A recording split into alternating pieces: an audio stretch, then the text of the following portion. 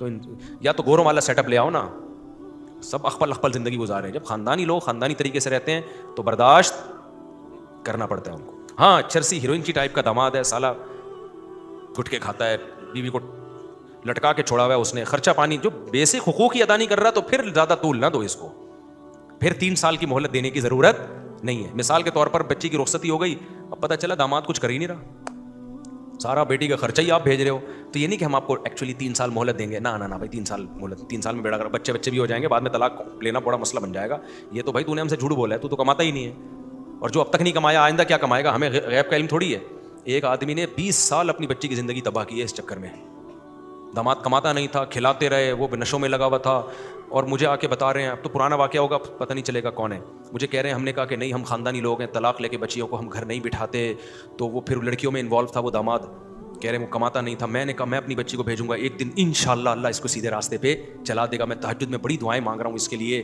20 سال کے بعد یہ ہوا کہ بچی دماغی توازن خراب ہو گیا اس کا, سسرال کے ظلم سہ سہ کے. تو بھی میرے پاس آئے تھے مشورہ لینے کے لیے کہ طلاق لینا مناسب ہے یا نہیں ہے. میں نے کہا اس کو نا مرنے دو ڈپریشن سے, پھر آنا مشورہ لے کے. تو یہ تو سنگین نوعیت کے مظالم ہے نا, اس میں فوراً ایکشن لینا پڑتا ہے. کہتے ہیں اللہ بہت بڑا ہے. میں نے کہا اللہ نے کب کہا ہے کہ میں آپ کے داماد کو ٹھیک کر دوں گا؟ اللہ نے کوئی وحی کی ہو تو پھر مانو نا. اللہ نے تو کسی کا, اللہ نے کہا ہدایت میرے پاس ہے آپ کے پاس نہیں, آپ دعا کر سکتے, کر لیا آپ نے دعا, تجربہ کر لیا 1 سال بس بہت ہے.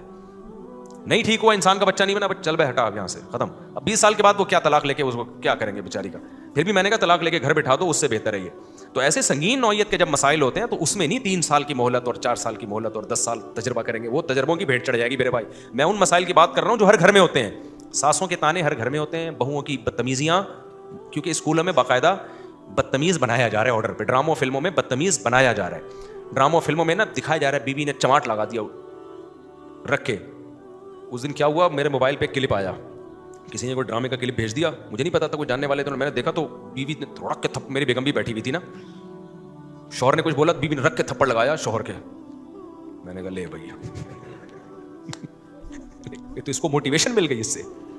تو میں نے پھر گھر والوں کو سمجھا, میں نے کہا میں بھی بڑا سیاست سے کام لیتا ہوں نا, میں نے کہا یہ بدتمیزی سکھائی جا رہی ہے ڈراموں میں, کتنا غلط ہے. میں یہ تھوڑی کہتا کہ بیگم تم ایسا نہیں کرنا, میں نے کہا یہ سکھایا جا رہا ہے بچیوں کو, لڑکیوں کو, تاکہ وہ شوہروں کے خلاف تھپڑ ماریں اور یہ ان کے منہ پہ تماچے ماریں. یہ کانفیڈنس بتایا جا رہا ہے.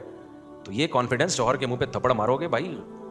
میں نہیں کہہ رہا کہ شوہر جو تھپڑ مار رہا ہے وہ صحیح کر رہا ہے, وہ بھی غلط کر رہا ہے, لیکن رپلائی میں تھپڑ تو اور زیادہ غلط ہو رہا ہے, ٹھیک ہے نا, اور زیادہ غلط ہو رہا ہے. تو یہ ہے سیٹنگ چل رہی ہے مارکیٹ میں. تو مائیں خود اپنی بچیوں کے گھر تباہ کر رہی ہیں بھائی, باپ خود تباہ کر رہے ہیں آج کل.